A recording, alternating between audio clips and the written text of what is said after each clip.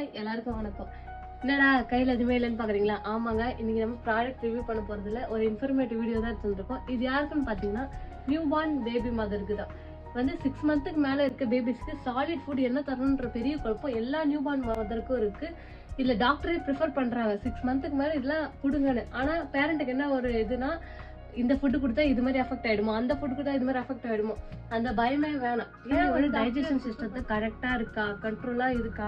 ஏன்னா வந்து 6 மந்த்துக்கு மேலே நீங்கள் ஃபுட்டு கொடுக்கலாம். 1 இயர் ப்ளஸில் வந்து என் குழந்தை இது கொடுத்தா சாப்பிடல, அது கொடுத்தா சாப்பிடலன்னு நீங்கள் சொல்கிறீங்க. நீங்கள் 6 மந்த்லேருந்தே அவங்க அதை வந்து ஃபாலோ பண்ணிங்க தான் அவங்க 1 இயர் ப்ளஸில் ஆசையாக கேட்டு வாங்கி சாப்பிடுவாங்க. அது என்னென்னு பார்க்கலாமா? ஃபஸ்ட்டு ஆப்பிள் பார்த்தீங்கன்னா தோலை பீல் பண்ணிவிட்டு அதை வந்து இட்லி தட்டில் ஸ்ட்ரீம் பண்ணி கொடுங்க. நெக்ஸ்ட் வந்து பனானா எந்த வெரைட்டியாக இருந்தாலும் ஓகே தான். இருந்தாலும் நேந்திர பழம் வந்து ரொம்ப வெயிட் கெயின் ஆகிறதுக்கு குழந்தைங்களுக்கு யூஸ் ஆகும். இதையும் ஸ்ட்ரீம் பண்ணி கொடுக்கணும். நெக்ஸ்ட் கேரட்டையும் ஸ்ட்ரீம் பண்ணி கொடுக்கணும். இதில் பார்த்தீங்கன்னா விட்டமின் இ, கே, சி இது மட்டும் இல்லை, மினரல்ஸ் பார்த்தீங்கன்னா ஃபைபரு, மெக்னீஷியம், கால்சியம், பொட்டாசியம் இது எல்லாமே இருக்குது. குழந்தையோட இது மாதிரி இன்ஃபர்மேட்டிவ் வீடியோ வேணும்னா உங்களுக்கு கீழே இருக்க இன்ஸ்டாகிராம் பேஜுக்கு கமெண்ட் பண்ணுங்கள்.